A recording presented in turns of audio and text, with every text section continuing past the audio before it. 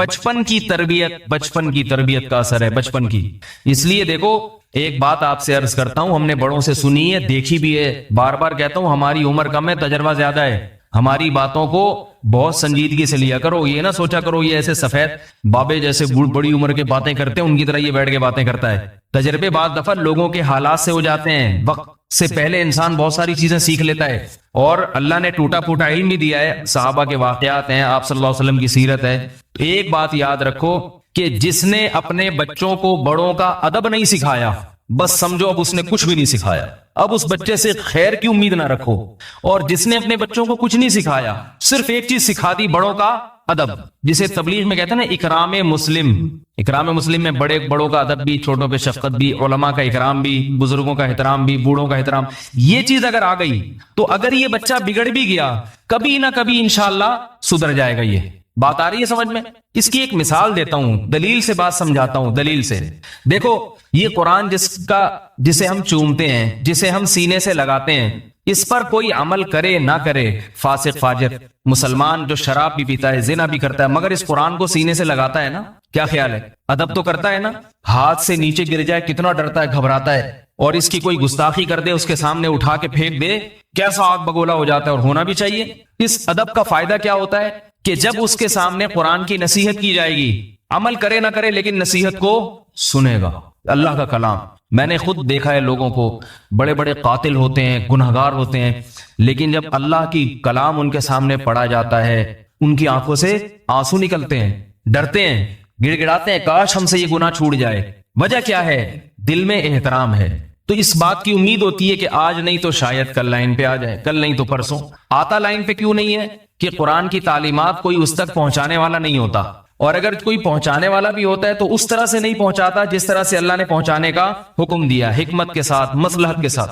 بعض دفعہ بات اچھی ہوتی ہے، پہنچانے والا اس کو پھینک کے آ جاتا ہے. عطر کی خوشبو آپ کسی کو دیں، ادب تمیز کے ساتھ دیں تو لے گا بھی، لگائے گا بھی. اور ایتل کی بوتل اٹھا کے منہ پہ مارتے ہیں اس کے، تو لگا لینا جب موڈ ہو. میاں بیوی کے گھروں میں جھگڑے ہوتے ہیں نا، تو شوہر لا کے دیتا ہے سودا، کبھی غصے میں ہوتا ہے، بیوی نے دہی منگوائی، یہ اٹھ نہیں رہا، بیگم صاحبہ کہہ رہی ہیں افطاری بنانی ہے، دہی بھی لے آئیں، ان کو روزہ لگ رہا ہے، اٹھ نہیں رہے. یہ ہوتا ہے ایسا گھروں میں کہ ابھی تو مجھ سے انڈے منگوائے تھے، اسی وقت کہہ دیتی جب انڈے لینے گیا تھا اس وقت نہیں کہا جا سکتا تھا کہ دہی بھی لے کے آ جاؤ. یہ عام طور پر نارمل کیسز ہیں گھروں کے اندر. جب انڈے لینے بھیجا تھا یا پکوڑے لینے بھیجا تھا اس وقت کہہ دیتی نا کہ دہی بھی لے آؤ، بھائی بھول گئی، اب لے آئیں. اب اس کو غصہ آ رہا ہے، اٹھ نہیں رہا. اب ظاہر ہے پولیس تو نہیں بلوائے گی وہ اس کو اٹھانے کے لیے. اس نے تانے دینا شروع کر دی، اٹھا نہیں جاتا، ہم کیا کریں، چاٹ کیسے کھائیں گے، دہی بڑے کیسے پکیں گے. بالآخر یہ بھنا کے غصے میں گیا اور دہی لا کے بیگم کے منہ پہ مار دی. ایسا ہوتا ہے. یا اٹھا کے یوں کر کے پھینک دی تو وہ نہیں بناتی، پھر وہ کہتی آج دہی کے علاوہ سب کچھ آئے گا، دہی نہیں آئے گی. یہ پھڈے بھی ہوتے ہیں گھروں میں. اٹھا کے جب یوں پھینکا تو اٹھا کے اس سے بھی زیادہ اسپیڈ سے پھینکتی ہے واپس. وجہ کیا ہے؟ آپ نے لا کے بھی دے دی، سب کچھ کر دیا، مگر جو دینے کا اسٹائل تھا نا یہ بیگم کو پسند نہیں. دہی تو بہت پسند آئی، آپ بھی پسند آئے، مگر دہی پیش کرنے کا اسٹائل اسے پسند نہیں آیا. کہ یہ اسٹائل ذرا پسند نہیں آیا. عزت سے پیش کرتے تو گھر میں پھڈا ہو جاتا ہے، لڑائی جھگڑا. اس کو یہ غصہ کہ میں اتنی دور سے لے کر آیا اور قبول نہیں کر رہی. وہ کہہ رہی ہے کوئی لانے کا طریقہ، میں کوئی نوکر ہوں، ملازمین کو ایسے دیجیے، زکات بٹ رہی ہے کہ یہاں پہ. قرآن کے احکام ہوتے ہیں، پیش کرنے کا طریقہ نہیں آتا، اٹھا کے پھینک دیا اس کے اوپر. بات ہی قل یا ایھا الکافرون سے شروع کی. ایک غیر مسلم آپ کے سامنے آیا ہے. اب قرآن میں غیر مسلم کے خطاب کے مختلف طریقے ہیں. ایک دفعہ مجھے ایک عیسائی کو دعوت دینی پڑ گئی، غیر مسلم تھا، اس نے مجھے بٹھایا، مجھے کسی نے کہا یہ اسلام کے قریب ہے تو اس کو آپ ذرا دین کی دعوت دیں، اسلام کی دعوت دیں، امید ہے کہ یہ مسلمان ہو جائے گا. تو میں سوچتا رہا کہ میں کہاں سے شروع کروں دعوت. تو قل یا ایھا الکافرون بھی ہے قرآن میں، اے نبی کہہ دیجیے اے کافرو. تو اگر میں یہاں سے شروع کرتا اے کافرو، تو کہتا چلو بھائی پتلی گلی سے نکلو، شاباش ہمیں کافر کہنے آئے ہو یہاں پہ. تو میں سوچتا رہا، قرآن کی آیت میرے ذہن میں آ گئی، قل یا اہل الکتاب تعالوا الی کلمۃ سواء بیننا وبینکم الا نعبد الا اللہ. کیسی پیاری آیت ہے. اے نبی ان سے کہہ دو اے اہل کتاب. اہل کتاب بھی کافر ہوتے ہیں، مگر اہل کتاب کا لفظ سن کے ان کو یہ احساس ہوگا کہ اللہ تعالی ہمیں عزت دے رہے ہیں. کافر تو ہندو بھی ہے، سکھ بھی ہے، مگر ان کے پاس آسمانی کتابیں نہیں ہیں. ہمیں اہل کتاب پڑھا لکھا کہا جا رہا ہے، کتاب والو تم تو سمجھدار لوگ ہو. اس سے اس کا دل نرم ہوگا کہ بھئی تم اتنے گمراہ نہیں ہو جیسے ہندو ہیں, تمہاری گمراہی کم ہے کیونکہ تم آسمانی کتابوں اور پیغمبروں کو ماننے والے لوگ ہو. اور پھر تعالو آؤ, ایک ہوتا ہے ایٹی آ جا, اردو میں بھی کسی کو بلانا ہو آئیے کہتے ہیں کہ نہیں کہتے, بلکہ اس سے بھی زیادہ مہذب لفظ ہے تشریف لائیے. نہیں بھی چاہ رہا ہوگا دل تو انسان چلا جائے. پولیس والے جب کسی کو گرفتار کرتے ہیں نا تو اتنے غلط طریقے سے کہ اس کا دل نہیں چاہتا. اگر پولیس والے ایسے بولے تشریف لائیے, خود ہی موبائل میں جا کے بیٹھ جائے گا, وہ عزت نہیں دیتے. وہ تشریف لائیے, کیا خیال ہے, تشریف لائیے, دل چاہتا ہے کہ آ جاؤں. اس سے تھوڑا کم درجے کا لفظ ہے آئیے, تو بھی انسان کا دل چاہتا ہے. اس سے تھوڑا کم درجے کا لفظ ہے آ جائیں, تو بھی انسان کہتے ہیں چلو تھوڑی سی. اردو کی بڑی خوبصورت زبان ہے, خدا کی قسم, یہ سب اردو میں ملے گا آپ کو.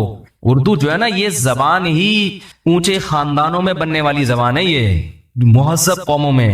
لیکن آج اردو کی قدر نہیں ہو رہی ہے. انگلش میں سب کو کیا کہتے ہیں, کم ایئر, بس اس سے زیادہ نہیں ہے. اردو میں کتنے سارے الفاظ ہیں, ہر ایک کو اس کا درجہ مقام دیا جاتا ہے. اس لیے اردو زبان کی قدر کیا کریں. اور اردو کو آپ ٹھیک ہے انگلش سیکھ رہے ہیں, یورپ امریکہ میں رہنے والے بھی لوگ, مگر اپنے بچوں کو اردو بھی سکھائیں. ادب تمیز انگلش میں نہیں ہے, اردو میں ہے. انگلش کی اپنی فضیلت ہے, بین الاقوامی زبان ہے, لیکن تمیز جو آئے گی نا گھر میں وہ کہاں سے آئے گی, وہ اردو سے آئے گی, انگلش سے نہیں آئے گی. انگلش میں تو او ڈیڈ, او مام, بھائی یہ چیختا رہے گا. امی جان کا لفظ ہی نہیں ہے. جان کا لفظ کتنا اچھا ہے, جائے نا, کیجیے نا, بس ہر جگہ پلیز لگا دیتے ہیں. وہ ہر بات سے پہلے, وہ تو پولیس والا بھی گرفتاری سے پہلے پلیز کہہ کے گرفتار کرتا ہے. تو خیر آئیے, آ جائیں, آؤ, یہ تھوڑا سا کم درجے کا ہو گیا ہے بھائی. اس کے بعد کل ہمارے یہاں ایک ساتھی تھے, کھانے پہ مجھے بلا رہے تھے. وہ بےچارے گاؤں سے آئے ہیں, ان کو زیادہ اردو نہیں آتی. مجھے کہتے بار بار. میں نے کہا ایسے بلا رہے جیسے مرغیوں کو دانا ڈالنے کے لیے بلایا. آئیے, آ جائیں, تشریف لائیں, یہ بولو. خیر ان بیچاروں کو اردو آتی نہیں تھی, ان کو کے ساتھ تو میں مزاح کر رہا تھا. مجھے بار بار کہہ رہے ہیں یوں کر کے میں نے کہا بھائی مرغیوں کو دانا ڈال رہے ہو کیا. تو آ جائیے, آئیں, آئیے, اور یہ تھوڑا کم درجے کا ہو گیا. اور بالکل ہی اگر گرانا ہے آبے, چل بے لگا دو آخر میں, تو ذرا بازاری زبان بن جائے گی. اٹھے وڑ, اور زیادہ اس میں کرنا ہے نا, اٹھے وڑ, پراں وڑ, اس طرح کے الفاظ آپ بولنا شروع کر دو, اور تھوڑا سا غصے میں آ جائے گا. تو قرآن نے بہت شائستہ لفظ استعمال کیا, تعالو عربی کا مطلب تشریف, آ جائیے, آؤ, تشریف لائیں, یعنی مہذب لفظ ہے تعالو. جب چھوٹا کسی بڑے کو بلاتا ہے تو کہتا ہے تعالو. تو قرآن عیسائیوں کو دین کی دعوت دے رہا ہے, اور الفاظ کیا ہیں, قل, اے نبی ان سے کس لہجے میں بات کرنی ہے آپ نے, یا اہل الکتاب, اے عیسائیوں, اے کرسچنز, اے مشرکو, اے کافرو, نہیں, اے اہل کتاب, تعالو, آؤ. عزت کے ساتھ ان کو بلایا جا رہا ہے. الی کلمتن, ایسی بات کی طرف آؤ, سواء بیننا و بینکم, جو ہمارے اور تمہارے درمیان مشترک ہے. ہمارا دین اور تمہارا دین الگ الگ نہیں ہے, ایک ہی دین ہے, ایک ہی دین ہے. انسان کو اپنے دین سے محبت ہوتی ہے, اپنے باپ دادا کے دین سے فطری محبت ہوتی ہے. اپنے باپ دادا کے دین کو چھوڑنا انسان کے لیے آسان نہیں ہے. تو اللہ فرما رہے ہیں ان سے بولو, ہم جس دین کی دعوت دے رہے ہیں یہی اصلاً تمہارے باپ دادا کا, جو اصل باپ دادا جو پہلے گزر چکے ہیں, جو حضرت عیسیٰ کے دور میں تھے, اصل تو ان کا دین ہے جس کی طرف ہم تمہیں دعوت دے رہے ہیں. فرق نہیں ہے, یہ لہجہ ایسا ہے. سوال پیدا ہوتا ہے جب فرق نہیں ہے تو بلا کیوں رہے ہو, ان کو اسی پہ رہنے دو, ہے بھائی. سوال ہی پیدا نہیں ہو رہا تو جواب کہاں سے پیدا ہوگا. ہو رہا ہے سوال کہ بھئی جب کوئی فرق نہیں ہے تو بلا کیوں رہے ہو. تو آگے بتایا جا رہا ہے اصل میں فرق نہیں ہے, تم لوگوں نے بنا لیا ہے, اصل میں کوئی فرق نہیں ہے. تعالوا الی کلمۃ, آؤ ایسی بات کی طرف, سواء بیننا و بینکم, جو ہمارے تمہارے درمیان مشترک ہے. بھائی ہم کوئی نئے دین کی دعوت نہیں دے رہے. اللہ نعبد الا اللہ, وہ قدر مشترک کیا ہے کہ ہم اللہ کے سوا کسی کی عبادت نہیں کریں گے. جب یہ بات عیسائی کو کہی جائے گی اس کے دل پہ چوٹ لگے گی, کہے گا بات تو صحیح ہے, ہماری کتابوں میں بھی توحید, تو یہ عیسیٰ ابن مریم کہاں سے آ گئے ہیں بھائی. جیسے ہم گرین چینل والوں کو دین کی دعوت دیتے ہیں, بھائی ایسی بات کی طرف آؤ جو ہمارے تمہارے درمیان مشترک, اللہ کے سوا کسی کی عبادت نہیں, اللہ کے سوا کسی سے مدد نہیں. تو گرین والا بھی بولے گا نا, جب اللہ کے سوا مدد نہیں تو یا رسول اللہ مدد کیوں بولتے ہیں, پھر ہم سوچنے پر مجبور ہو جائے گا. اور اگر ڈائریکٹ گرین والے کو آپ نے جا کے بولا یا رسول اللہ مدد کہنا حرام, تو وہ تو شروع اس کا مذہب یا رسول اللہ مدد سے ہوتا ہے. وہاں تک بھی پہنچنا ہے اسٹیپ بائی اسٹیپ, پہلے یہاں سے, پہلے ادھر سے. بھائی کوئی فرق نہیں ہے, صرف چینل کا فرق آ رہا ہے, تھوڑا گرین شیڈ آ رہا ہے, ہم نے تھوڑا وائٹ شیڈ آ رہا ہے, باقی کوئی فرق نہیں ہے. تم بھی اللہ کو مانتے ہو, اللہ کے رسول کو, ہم بھی. شقہ میں تم بھی امام ابو حنیفہ کے پیروکار ہو, ہم بھی. تم بھی شامیہ فتاوی شامیہ کو مانتے ہو, حجت اور ہم بھی مانتے ہیں، تم بھی فتح القدیر، ہدایہ قدور، یہ ساری کتابیں، تو چلو چھوڑو، کیا آپس میں خامخواہ کی بنا کے رکھی ہوئی ہے، لڑتے ہیں وہ ادھر، سب ایک ہی، ایاک نعبد و ایاک نستعین، اللہ سے مدد مانگنی اور کسی سے نہیں مانگنی. تو اس سے سمجھدار لوگ کم از کم آ جائیں گے. ہمارے استاد فرمایا کرتے تھے کہ گرین چینل والوں میں جو شرک ہے، اس شرک کو ختم جتنا تبلیغی جماعت نے کیا ہے اتنا کسی نے نہیں کیا. حالانکہ تبلیغ والے گرین چینل کے خلاف ایک لفظ نہیں بولتے ہیں، ایک لفظ نہیں بولتے ہیں. کبھی یہ نہیں کہتے کہ یا رسول اللہ مدد کہنا شرک ہے، کبھی یہ نہیں کہتے یا غوث اعظم مدد کہنا شرک. بس کیا ہے کہ کسی کو کسی طرح سیروزے میں نکال لیا، اس کو یہ نہیں کہا گرین صحیح ہے وائٹ صحیح ہے، تو گرین کر لیا، تو ہری پگڑی پہن کے نکل جا. لیکن 3 دن اس کی زبان سے کہلواتے ہیں کہ جو کچھ ہوتا ہے اللہ سے ہوتا ہے، اللہ کے سوا کسی سے کچھ نہیں. وہ 3 دن میں نا اس کے دماغ میں یہ بات بیٹھ جاتی ہے، پھر جا کے کہتا ہے جب اللہ کے سوا کسی سے کچھ نہیں ہوتا تو پھر رسول سے کیوں ہوتا ہے؟ یا رسول اللہ مدد کا مطلب کیا ہوا؟ سب کچھ اللہ سے ہوتا ہے نا. اس کو کہتے ہیں حکمت اور مصلحت کے ساتھ. لیکن اس کا یہ مطلب نہیں ہے کہ ہر ایک کے لیے، بعض مقام ایسے بھی آتے ہیں کہ پھر ٹو دا پوائنٹ بات کرنی پڑتی ہے، جیسے قرآن نے بھی کی ہے. لیکن عمومی طور پر لوگوں کو ہدایت کا جو چیز ذریعہ بنتی ہے وہ یہ چیز بنتی ہے کہ آپ مثبت طریقے سے اپنے دین کی دعوت دیں، اختلافی بات کو ہائی لائٹ نہ کریں، چھیڑے نہیں، آ جائے گا. ہاں کچھ ایسے ہوتے ہیں جو مناظروں کے عادی ہوتے ہیں، پھر ان کے لیے وہ ہے نا، وہ ان کے لیے الگ ہے. کچھ ایسے جو ڈنڈے کے بغیر نہیں مانتے، ایسے بھی لوگ ہیں، وہ پھر ان کے لیے حکومت ہے، اسلامی حکومت ہو جو ڈنڈا چلائے گی، پھر یہ سارے سیٹنگ پہ آ جائیں گے، ٹھیک ہے نا، ورنہ یہ آئیں گے نہیں. تو اللہ نے ہر ایک کے لیے، ہماری بات ہی ڈنڈے سے شروع ہوتی ہے. ہماری بات کہاں سے شروع ہوتی ہے؟ ڈنڈے سے. ایسی بات کرو وہ ایک دم 2 فٹ اچھل کے دور بھاگ جائے، 2 فٹ اچھل کے دور بھاگ جائے. یہ نہیں ہوتا. اب قادیانی سے آپ کی بات ہو رہی ہے تو مجا ہوا قادیانی ہے، کوئی مناظر ہے، اس سے بات کرنے کا طریقہ الگ. لیکن ایک نیوٹرل قسم کا قادیانی ہے جو بچپن سے قادیانیوں میں ہی پلا بڑا ہو، اس کو کبھی علماء سے بات کرنے کا موقع نہ ملا، اس کو تبلیغ کا طریقہ کیا ہے؟ اس کو یہ نہیں کہ ایک دم ڈائریکٹ مرزا کی ذات پہ کیچڑ اچھالنا شروع کر. مرزا تو گوں کھاتا تھا، گوبر کھاتا تھا، وہ ایک الگ حقیقت ہے، مگر یہ بتانے کی ضرورت نہیں ہے کہ گوں کھاتا تھا، گوبر کھاتا. اس نے ساری زندگی یہ سنا ہے، مرزا رحمت اللہ علیہ یہ لفظ سنتا آ رہا ہے. اس کو طریقہ کیا ہے کہ بھائی ایسا کرو، بیٹھ کے بات چیت کر لیتے ہیں، ٹھیک ہے نا، کتابیں دکھا دی جائیں اس کو، بھائی نبی صلی اللہ علیہ وسلم کی ختم نبوت کا یہ مطلب ہے، اگر یقین نہیں آتا تو چلو کہ آہستہ آہستہ آہستہ آہستہ مصلحت. حضرت مفتی محمد شفیع صاحب رحمہ اللہ تعالیٰ فرمایا کرتے تھے کہ حق بات اگر طریقے سے کہی جائے تو اثر لازمی رکھتی ہے. کہنے والا مخلص ہو اور کہنے کا طریقہ درست ہو، اس کا اثر ہوتا ہے. پورا ہدایت پر نہیں آیا نا تو کم از کم اپنے مذہب کے بارے میں وسوسے اس کو ضرور آئیں گے کہ میں گڑبڑ تو نہیں کر رہا کہیں. پھر کسی لالچ کی بنیاد پہ قائم رہے تو ایک الگ بات ہے، وہ لالچی ہو تو پھر ہدایت مقدر میں ہی نہیں ہے نا. لیکن اگر حق کی تلاش میں ہوگا تو اللہ اس کو ہدایت دے دیں گے. تو میں نے وہ عیسائی کا واقعہ سنا رہا تھا کہ میں نے سوچا اس کو میں کیا بتاؤں، میں نے یہ آیت پڑھ دی، اس کا ترجمہ کر دیا. بھائی کچھ باتیں ہمارے اور آپ کے درمیان مشترک ہے. تورات بھی یہ کہتی ہے، انجیل بھی یہ کہتی ہے کہ اللہ نعبد الا اللہ، اللہ کے سوا کسی کی عبادت نہیں ہوگی. اللہ نعبد الا اللہ ولا نشرک بہ، اور ہم اس کے ساتھ کسی کو شریک نہیں کریں گے. ولا یتخذ بعضنا بعضا اربابا من دون اللہ، اللہ کو چھوڑ کے کسی کو رب نہیں بنائیں گے. بھائی تم جو عیسیٰ کو رب بنا رہے ہو یہ بھی اللہ کے علاوہ ہیں، عیسیٰ اللہ تھوڑی ہے. یہ تو کہتے ہیں عیسیٰ اللہ بھی ہیں، اللہ کے علاوہ بھی ہیں، عجیب چکروں میں لوگوں کو ڈالا ہوا ہے. بھائی اللہ کے سوا صرف اللہ ہوگا. تو میں نے اس کے سامنے یہ آیتیں پڑھنا شروع کی، عیسائی کے سامنے. اس کی بیگم بھی آ کے بیٹھ گئی. میں نے کہا چلو ایک ہی ٹائم پہ ہول سیل کے حساب سے دونوں ہی مسلمان ہیں. اب بیگم پہ کہیں میرے مولانا طارق جمیل صاحب کے خلاف جیسے کلپ چلا دیا، میرے خلاف نہ چلا دیں. ان کے خلاف چلا دیا تھا نا کہ وہ عمران خان کی بیگم بیٹھی ہے، یہ بھی بیٹھے ہوئے ہیں. تو اب یہ میری اس ویڈیو تو نہیں بنی لیکن آڈیو تو آ گئی نا. اچھا عیسائی کی بیگم کے ساتھ بیٹھے ہوئے تھے تو میں بیگم کو چھیڑنے نہیں گیا تھا اس کی، سمجھ رہے ہو بات کو، میں گیا تھا دین کی بات کرنے. اب کسی کی بیگم آگے بیٹھ جائے تو مجھے کیا ہے، میں بھاگوں گا تھوڑی وہاں سے. نبی صلی اللہ علیہ وسلم کی خدمت میں بہت ساری عورتیں آ کے بیٹھتی تھیں تو یہ تو نہیں ہوتا تھا کہ آپ صلی اللہ علیہ وسلم مجلس سے اٹھ کے چلے جائیں. وہ دین سیکھنے کے لیے آئی ہے اور آپ صلی اللہ علیہ وسلم اٹھ کے چلے جائیں، یہ غلط ہے. تو میں نے بات کی، میں نے کہا ان دونوں کو تبلیغ کی کافی طرح سمجھایا بہت اچھے طریقے سے. خیر کچھ دن گزرنے کے بعد میں نے رپورٹ طلب کی تو انہوں نے بتایا کہ یہ دونوں میاں بیوی کہہ رہے ہیں کہ بھائی اسلام بہت اچھا مذہب ہے اور ہمیں دل سے اسلام کے برحق ہونے کا یقین ہے، مگر بات یہ کہ اگر ہم اب مسلمان ہوئے تو ہمارے خاندان والے ہمیں چھوڑیں گے نہیں، خاندان کے ڈر کی وجہ سے کہ بھائی اب کیسے ہے.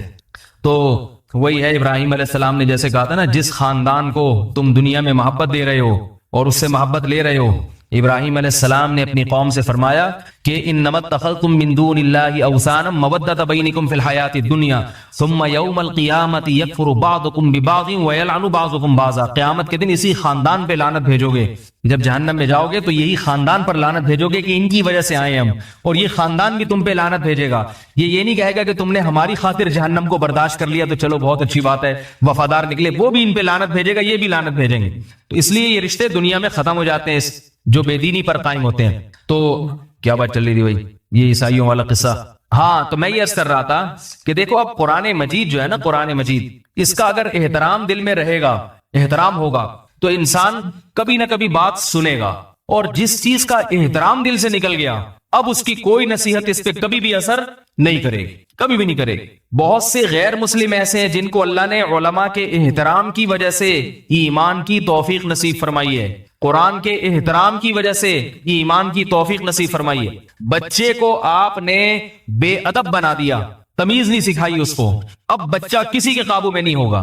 بے ادب کیسے بنایا جاتا ہے یہ بھی ذرا بتا دوں میں۔ آپ کہیں گے بھائی کون اپنے بچوں کو بے ادب بناتا ہے؟ سب بچوں کو آپ جناب سے بات کرنا سکھاتے ہیں، تو تڑاپ سے کوئی نہیں بات کرنا سکھاتا، سب ادب سب تمیز ایسا نہیں ہے۔ میں ابھی آپ کے سامنے عرض کرتا ہوں کہ بچوں کو بے ادب کیسے بنایا جاتا ہے۔ بچوں کو بے ادب ایسے بنایا جاتا ہے، ابا نے ایک بچے کو ڈانٹ لگائی، اما نے بچے کے سامنے ابا کی برائی شروع کر دی، یا سامنے نہیں کی، ابا کی غیر موجودگی میں، کہ تمہارے ابا کو خامخواہ کے غصے اتارنے کی پرانی عادت، بس اتنا سا جملہ سمجھ لو بچے کی زندگی برباد کرنے کے لیے کافی ہے۔ اب جب بھی بچے کو باپ کی طرف سے ڈانٹ پڑے گی، بچہ کہے گا میرے ابا تو ہے ہی سٹھے آیا ہوا، اس کا تو کام ہی یہی ہے۔ اب اس پہ نصیحت اثر کرے گی؟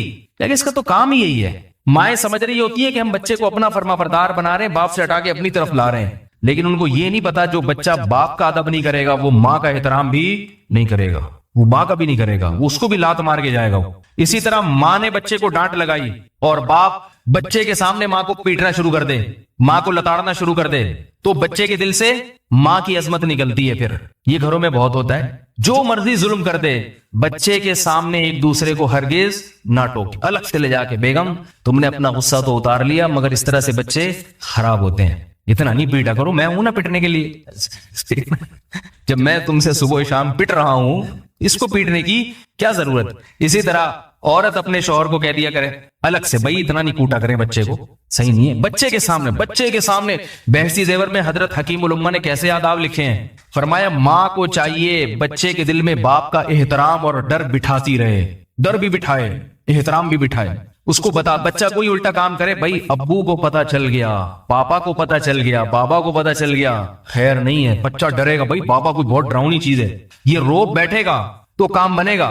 یاد رکھو جس میں عقل نہیں ہوتی اس سے روب سے کام لیا جاتا ہے، سمجھا کے کام نہیں لیا جاتا، اس سے روب سے یا تو اس کو ٹوپی کرانی پڑتی ہے۔ جیسے ایک بادشاہ تھا نا، شہزادہ تھا چھوٹا 4-5 سال کا، اس نے شور مچانا شروع کر دیا مجھے ہاتھی چاہیے۔ اب شہزادے کو تو کون ٹھکائی لگائے، ہاتھی چاہیے، اور بادشاہ لوگ شہزادوں کو لاڈ پیار کر کے بگاڑتے بھی ہیں۔ اصل علاج تو یہ تھا کہ بھائی اس کو 2 تھپڑ لگا کے خاموش کر دو شہزادے کو، بیٹا تجھے کہاں سے جنگل میں تیرے لیے ہاتھی لے کر آئے۔ تو بادشاہ لوگ تو شہزادوں کی بڑی رعایت کرتے ہیں، باغی بنا دیتے ہیں ان کو۔ بادشاہ نے کہا نہیں سختی سے تو کچھ کہوں گا نہیں میں اس کو، میرا بیٹا ہے کہیں ناراض نہ ہو جائے۔ اب بچے نے تنگ کر کے رکھا ہوا ہے مجھے ہاتھی چاہیے ہاتھی چاہیے ہاتھی چاہیے، اب پولیس بھیج دی جنگلوں میں کہیں سے ہاتھی پکڑ کے لاؤ، ساری رعایا پریشان، اور ہاتھی نہیں مل رہا۔ ہاتھی اگر مل بھی جائے تو لا کے اس کو کھلائے گا کون، اس کو پالے گا کون؟ تو ایک عقل مند بیٹھا ہوا تھا وزیر، اس نے کہا بادشاہ سلامت بچہ ہے اس کو ٹوپی کرائیں، ٹوپی، کھلونے والا ہاتھی لے جا کے اس کو پکڑا دیا۔ دیکھو یہ ہاتھی یہ اتنا چھوٹا کیوں ہے بیٹا؟ آج کل ہاتھی جو ہے نا خوراک کی کمی سے اتنے چھوٹے ہو گئے ہیں۔ بچہ خوش ماشاءاللہ بھائی ہاتھی مل گیا، ٹوپی کراتی کہ نہیں کراتی؟ تو بچوں کو یا تو الو بنایا جاتا ہے یا روب سے، یا تو ڈانٹ ڈپٹ ہے، روب آنکھیں دکھائی ڈر گیا، یا یہ کہ آپ نے تھوڑا سا کچھ چیز مانگ رہا ہے تو ادھر سے گھما کے لے آئے، دکانیں دکھا دی دیکھو ہڑتال ہے بندہ، ایسے ٹوپی کرا کے اس کو لے آئے۔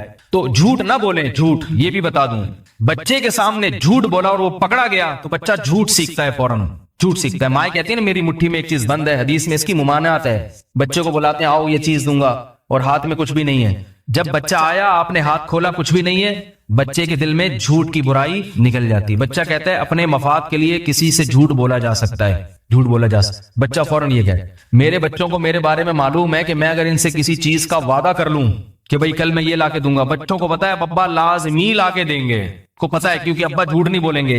बच्चों के साथ तो बहरहाल इंसान ये एहतियात करता है कि भाई नतीजा क्या निकलेगा।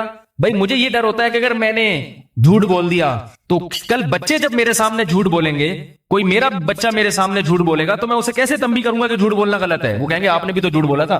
और माएं ये काम बहुत करती हैं माजरत के साथ, बच्चों के सामने, बाप के सामने झूठ बोल रही है, बच्चा सुन रहा है, बच्चे को पता है कि अम्मी अब्बू को टोपी करा रही हैं, देख रहा है बच्चा, बेटियां भी देख रही हैं, तो ये चीजें बेटियां सीखती हैं, फिर ससुराल जाके अपने शौहर को झूठ बोलती हैं। अपने उनको पता है कि हमारी अम्मा भी ये काम किया करती थी। माँ तो जो करेगी बच्ची वो करेगी।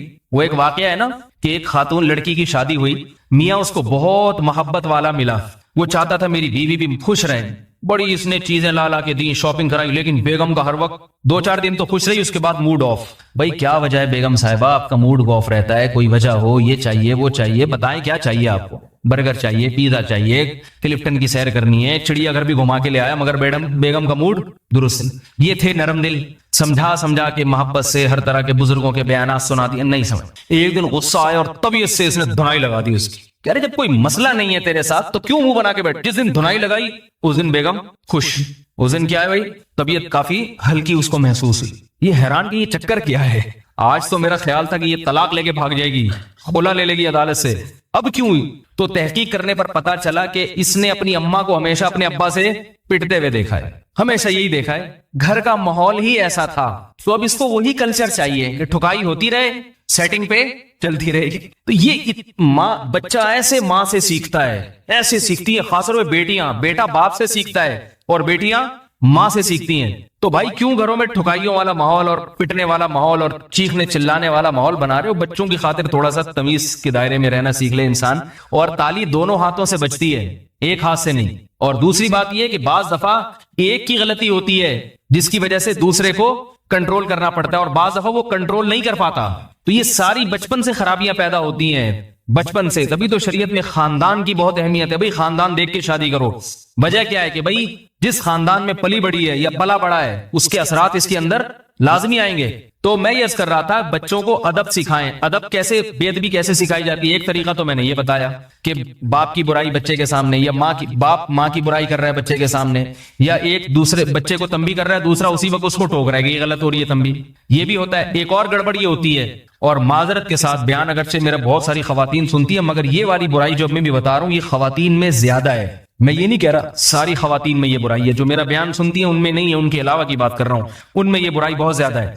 वो बुराई क्या है कि अगर बच्चे का चचा, ताया या चचाजाद भाई जो उम्र में बड़ा हो, वो अपने कजन को जो उम्र में छोटा है उसको किसी बात पे डांटे, ये चचा उसको डांटे या थप्पड़ लगा दे, तो माएं फौरन शिकायत शुरू कर देती हैं, तुम कौन होते हो मेरे बच्चे पे हाथ उठाने वाले। ठीक है, ये कुछ भी नहीं है, लेकिन जब आपको फिर तलाक हो जाए, अल्लाह ना करे, या शौहर मर जाए, फिर ये नहीं कहना मेरे बच्चे रोडों पे आवारागर्दी करते फिर रहे हैं, आप अपने भतीजों का ख्याल करें, फिर ये काबू में नहीं होंगे। उस वक्त तो ताना दे दिया क्योंकि अभी पालने वाला शौहर मौजूद है, उस वक्त तो कह दिया तुम कौन होते हैं, तुम्हारे क्या लगते हैं। बच्चों के चचा ताया को बावर कराया जाए कि बाप का जितना हक है ना आपका भी इतना हक है। फिर मिसाल दूं अपने ही बच्चों की, क्योंकि जाहिर है मैं दूसरों के बच्चों की तो नहीं दूंगा ना, मेरे छोटे छोटे बच्चे माशाल्लाह यहाँ खेल रहे हैं। मैंने अपने भाइयों को कहा हुआ है कि जब दिल चाहे ना, जिसको भी तबीयत से पेलने का दिल चाहे, ठुकाई लगाने का, मुझसे पूछने की जरूरत नहीं है। खुशी होगी कि आपने इनको अपना समझा।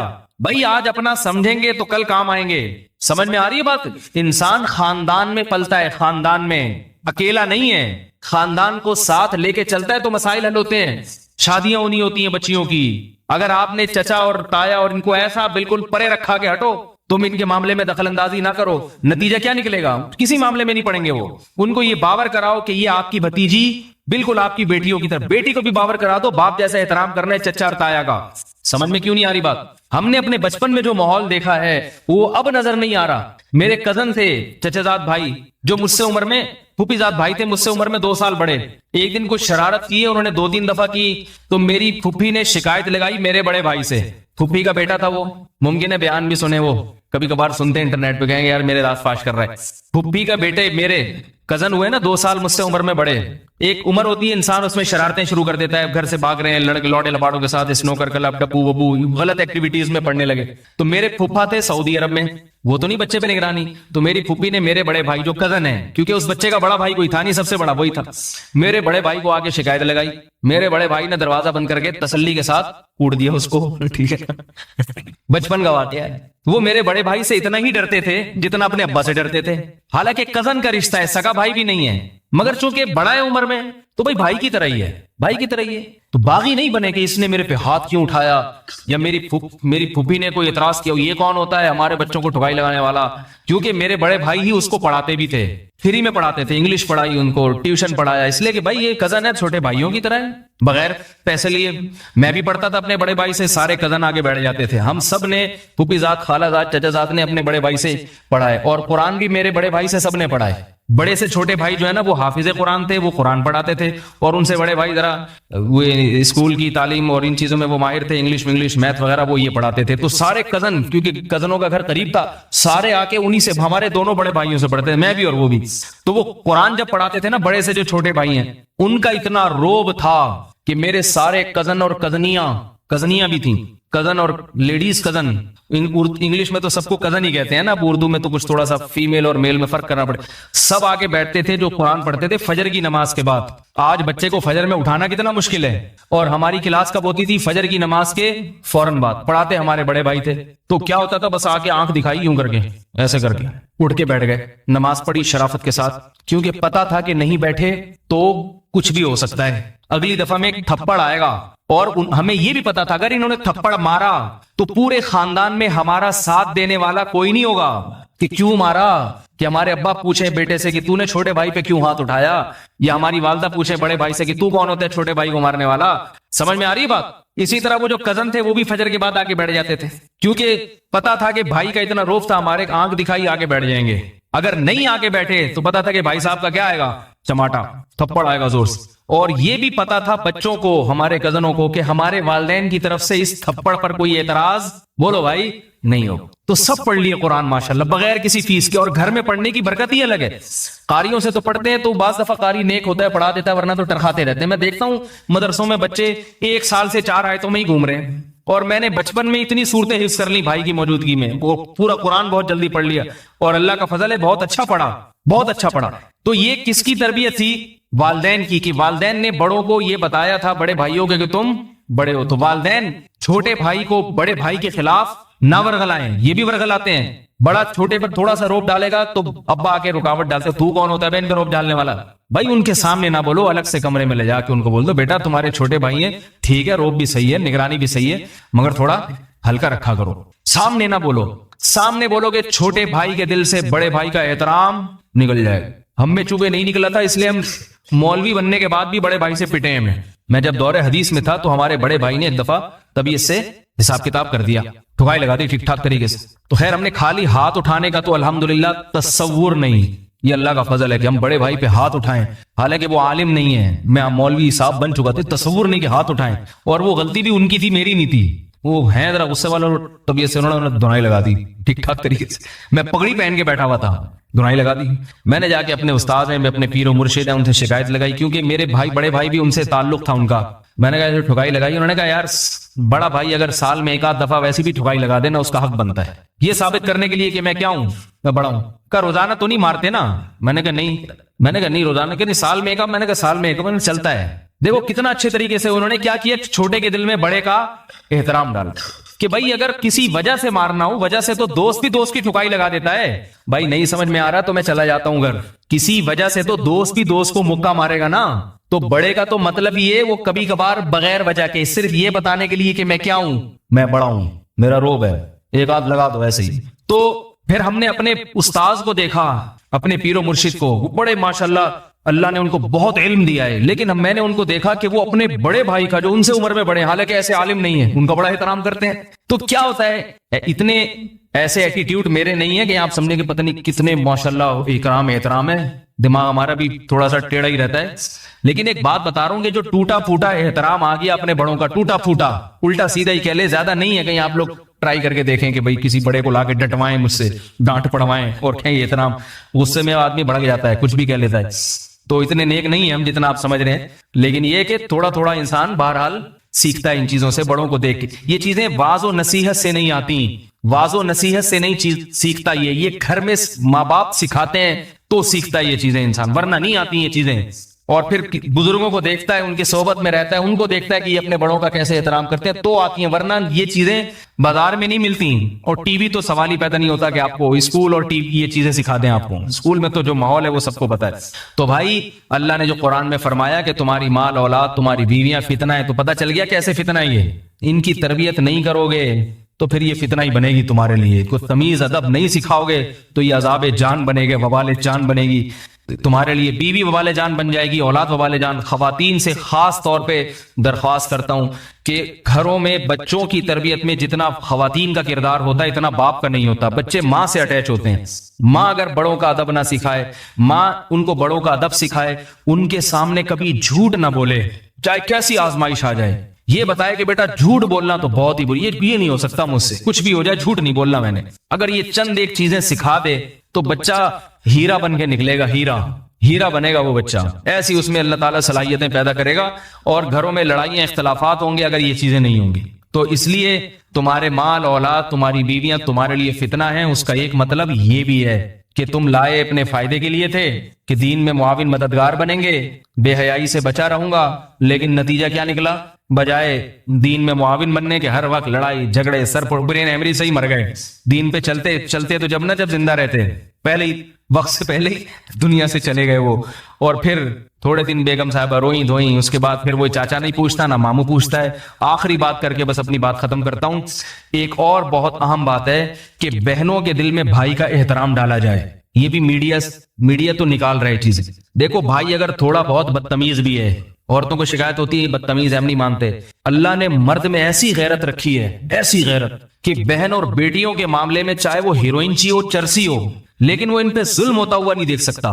اگر شادی کے بعد شوہر کسی سے ڈرتا ہے تو وہ سسر اور سالوں کے علاوہ کسی سے ڈرتا ہے؟ وہ پولیس سے بھی نہیں ڈرتا, یہ بتا دوں. وہ ڈرے گا تو کس سے؟ اپنی بیوی کے بھائیوں سے. تو اگر عورت نے شادی سے پہلے اپنے بھائیوں سے بنا کے نہیں رکھی, بگاڑ لی جیسے کہ آج کل بگاڑتی ہیں, تم کون ہوتے ہو میرے معاملات میں ٹانگڑ والے, تم کون ہوتے ہیں مجھ سے پوچھنے والے کہ کس سے بات کر رہی ہے کس سے نہیں. وہ کہتا ہے بھائی جب یہ مجھے کچھ سمجھتی نہیں ہے تو لا تعلق ہو جاتا ہے. ٹھیک ہے بھائی تمہاری زندگی, جاؤ جہاں مرضی شادی کرنے جاؤ. اور عورت کو ضرورت پڑتی ہے کبھی نہ کبھی اپنے بھائیوں کی, اس وقت وہ ساتھ میں یہ سب چیزیں دیکھ رہا ہوں اپنی آنکھوں سے. عورت نے فون کیا اپنے بھائی کو, مدد کرو, جاؤ دفعہ ہو, ہم نے جب رخصت کیا تمہیں گھر سے نکال دیا, اب جو مرضی ہو رہا ہے برداشت کرو. طلاق کے بعد بھی گھر میں نہیں گھسنے دیتا, کہتے تمہاری حرکتوں کی, تم نے جیسے مجھے تنگ کیا تھا نا, ہمیں پتا ہے شوہر کو بھی ایسے ہی کر رہی ہوگی. یہ حقائق بتا رہا ہوں, زمینی حقائق. بھائی کو پتا ہوتا ہے جب یہ میرے سے تمیز سے بات نہیں کرتی تھی, باپ سے نہیں کرتی تھی, شوہر کا احترام کہاں کرے گی. اب اس کو پتا ہے میں نے اگر اس کو اپنے گھر میں ٹھکانہ دے دیا, اتنی مصیبت سے شادی کرائی تھی, دوبارہ کرائی, پھر یہی کام کرے گی. یہ جو ہے نا, یہ سدھرنے والی چیز نہیں. تو زندگی کس کی برباد ہوتی ہے؟ عورت کی. تو شروع میں تھوڑا صبر کر لیتی ہے, زبان پہ کنٹرول کر لیتی, بھائی ہے بھائی تھوڑا برداشت کرو, مرد ہے, مرد میں غصہ ہوتا ہے. بعض لوگوں کو دیکھو, شیر کو اللہ نے دھاڑنے کی صلاحیت رکھی ہے بھائی, اس میں غصہ رکھا نا, کیونکہ اگر شیر میں غصہ نہیں ہوتا تو جنگل پہ حکومت کیسے کرتا وہ. اگر شیر کو اللہ بکری والے ایٹیٹیوڈ دے دیتے, بکری کیسے ریکویسٹ کرتی ہے گھاس چاہیے یہ چاہیے, شیر کو بھی, تو شیر جنگل پہ حکومت کرتا. اللہ نے مرد کو بنایا ہے حاکم, اس نے گھر پہ کیا کرنی ہے؟ حکومت. محبت کے ساتھ, ظالم حاکم نہیں بننا, محبت کے ساتھ, لیکن کرنی حکومت ہے. تو اللہ نے مرد کو تھوڑا روب بھی دیا, تھوڑا غصہ بھی دیا ہے, تھوڑا سا اس کو جو ہے نا ٹیڑے دماغ کا بنایا ہے. یہ اس لیے بنایا تاکہ تھوڑا اس سے ڈر کے رہیں. اگر یہ اتنا پولائٹ ہو گیا, اتنا پولائٹ کہ اسے غصہ ہی نہیں آ رہا. میرے پاس عجیب قسم کی چیزیں آتی ہیں, میں آپ کو کیا بتاؤں, عجیب فون آتے ہیں لوگوں کے, میں سر پٹولنے لگتا ہوں, یار ایسے لوگ بھی ہیں دنیا میں. حضرت وہ میری وائف جو تھی نا, ایکچولی ان کے کسی سے تعلقات ہو گئے تو وہ گھر سے بھاگ گئیں. مجھے بہت غصہ آیا. تو بھائی کیا غصے میں کہہ رہے میں نے صبر کیا. یہ حقیقت بتا رہا ہوں, آپ سمجھیں گے نہیں, اس لیے غیبت نہیں ہے, کوئی بھی نہیں پہنچ سکتا وہاں تک, اور وہ خود بھی نہیں سمجھ سکتے کہ میں ان کی بات کر رہا ہوں. بعض دفعہ میں ایسے ٹیکنیکل طریقے سے بات کرتا ہوں کہ وہ اس کو بھی اپنی انسلٹ محسوس نہ ہو, کیونکہ کسی کی عزت کی حفاظت کرنا بہرحال یہ فرض ہے. تو ایسے کیس میں نے برداشت کیا. پھر وہ 4 مہینے 6 مہینے ادھر ادھر, یہ وہ فلانا, پتہ نہیں کس سے اس نے منہ کالا کیا ہوگا. پھر آ کے معافی مانگی, میں نے کہا چلو ٹھیک ہے.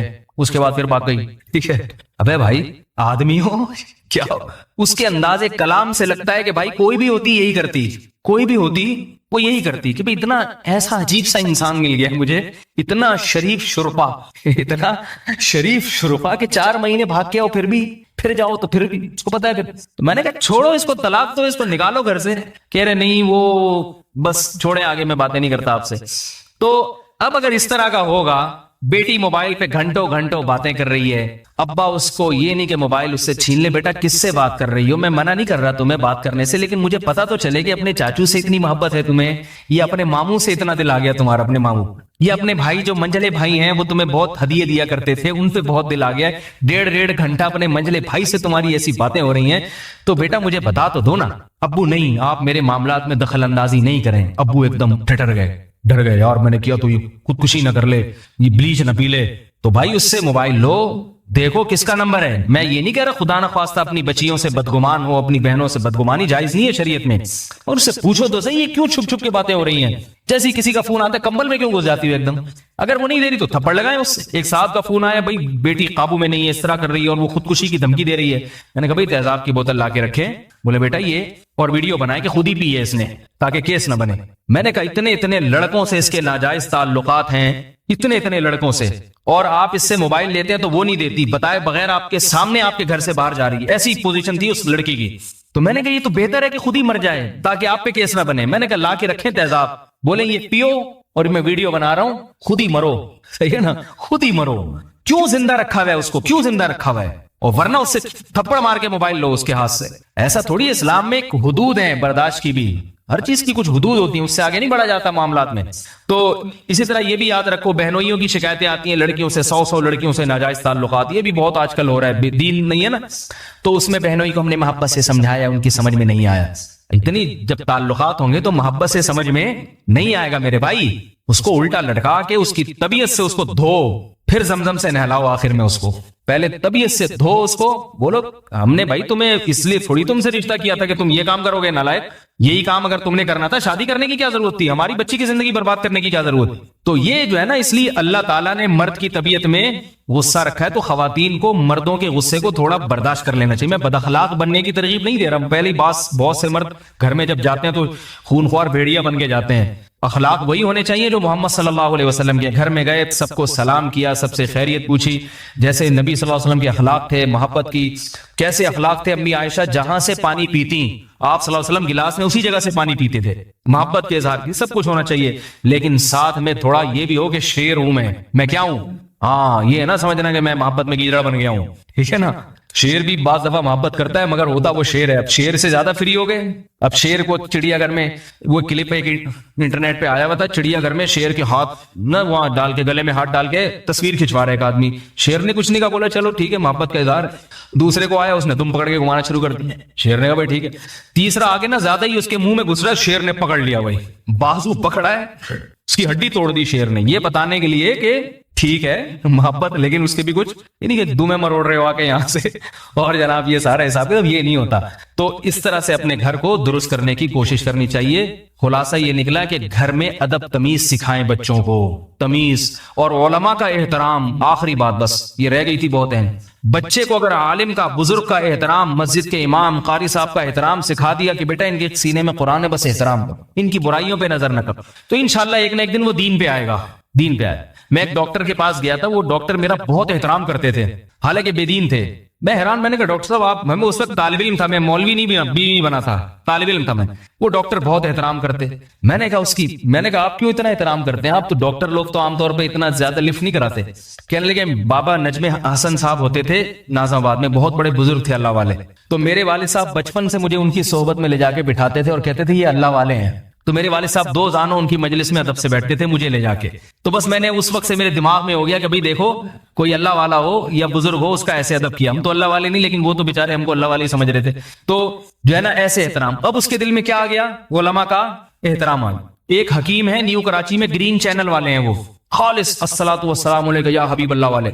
मगर मैं कभी उनके पास जाऊं ना, बोलते तो अल्लाह का शुक्र है मैं जाता नहीं किसी हकीम के पास, लेकिन कभी कभार होता है जैसे रास्ते में पढ़ते हैं। एक दफा वालदा को ले गया, मुझसे पैसे नहीं लेते, हालांकि उनको मेरे बारे में पता है ये वाइट चैनल है, फिर भी नहीं लेते। मैंने से पूछा आप पैसे तो लिया करें, कहते हैं कि नहीं, हम जब बचपन में पढ़ते थे हिकमत और तिब, तो हमारे उस्ताजों ने, हमारे बड़ों ने सिखाया था कि उलमा चाहे किसी भी मसलक के हों उनका एहतराम, क्योंकि वो अल्लाह रसूल की बात करते हैं। तो देखो भाई है ग्रीन चैनल, मगर इसके दिल में एक बात बचपन में बिठा दी कि भाई जो अल्लाह रसूल की बात करेगा लोगों को अल्लाह की तरफ बुलाएगा, जिना की तरफ तो नहीं बुलाना ना। चलो व्हाइट चैनल है, मगर ऐसा तो नहीं है कि लोगों को चोरी चुकारी की तरफ। सियासतदान तो कहां बुला रहे हैं लोगों को, क्या क्या करवा रहे हैं लोगों से, बुला तो अल्लाह की तरफ रहा है।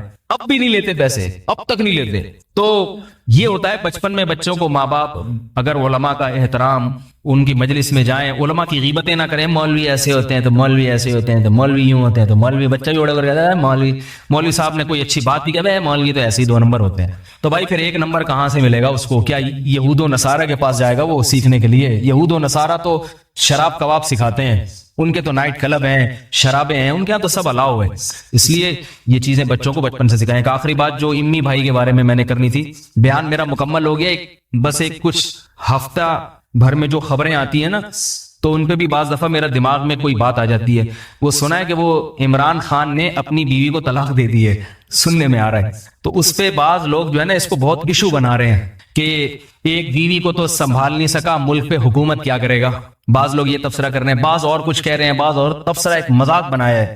تو عمران خان کی شخصیت ابھی میرے سامنے نہیں ہے کہ وہ کیا ہے کیا نہیں ہے، کسی کی شخصیت سے ہمیں بحث بھی نہیں ہونی چاہیے. ایک شرعی مسئلے کا چونکہ اس سے تعلق ہے، اس لیے میں نے سوچا کہ میں اس پر تھوڑی سی بات کر دوں کہ دیکھو اللہ تعالیٰ نے قرآن مجید میں حکم دیا ہے فَإِمْسَاكُمْ بِمَعْرُوفٍ أَوْ تَسْرِيحٌ بِإِحْسَان، نکاح کرو، محبت سے رہو، نہیں رہ سکتے تو محبت سے علیحدگی اختیار کرو. تو اللہ نے جہاں شادی کا ذکر کیا وہیں ساتھ ساتھ علیحدگی کا بھی. مگر چونکہ ہم ہندوؤں کے معاشرے سے ہم لوگ زیادہ اٹیچ رہے ہیں تو ہمارے ہاں طلاق کو حد سے زیادہ معیوب سمجھا جاتا ہے. بلا وجہ کوئی طلاق دیتا ہے یہ تو غلط ہے، اس کی تو حوصلہ افزائی نہیں ہونی چاہیے. لیکن اگر کسی وجہ سے دے رہا ہے، بھائی نہیں بن پا رہی، آپس میں محبت سے علیحدگی اختیار کر لیتے ہیں، وہ اس پہ تانے دینا جائز نہیں ہے، کیونکہ پھر ایک شرعی حکم ہے. جیسے کوئی شادی کرے تو اس کا مذاق اڑانا جائز نہیں ہے، تو ایسے ہی آپس میں آرام سے علیحدگی اختیار کر لیں تو ان کا مذاق اڑانا بھی جائز نہیں ہے. کیوں؟ اس مذاق اڑانے کے نقصانات کیا ہیں وہ میں آپ کو نمبر وار بتاتا ہوں. پہلا نقصان تو وہی شریعت کے ایک حکم کا مذاق. اسلام میں عیسائیوں اور ہندوؤں کی طرح نہیں ہے کہ جب شادی ہو گئی تو اب جوئے کی طرح ہے، صحیح نکلی غلط نکلی، یا یہ بندہ صحیح ہے یا غلط ہے، بس آپ سر پٹولتے رہو ایک دوسرے کا. نہ دنیا مسافر خانہ ہے بھائی. آپ بس میں چاہ رہے تھے، سیٹ پہ بیٹھے ہوئے ہیں، ٹرین میں سفر کر رہے ہیں، آپ چاہتے ہیں ذرا اچھا ہم سفر مل جائے، سیٹ میں ساتھ آپ نے ایک صاحب کو بٹھایا، آپ یہاں بیٹھ جائیں، آپ سے اچھا ٹائم گزرے گا، دیکھا بھائی نہیں گزر رہا، سیٹ بدل لی جاتی ہے. کیا خیال ہے بھائی؟ سفر ہے ویسے بھی آخر میں جا کے پشاور اسٹیشن پہ تو دونوں نے علیحدہ ہو ہی جانا ہے، تو بہتر ہے ابھی ہو جائیں کیونکہ سفر تو اچھا گزرے. تو یہی رشتوں کی حیثیت ہے. یہ دنیا مسافر خانہ ہے. نکاح کیا، محبت سے رہو، نہیں رہ رہے، چلو بھائی تم ادھر ہمارا راستہ.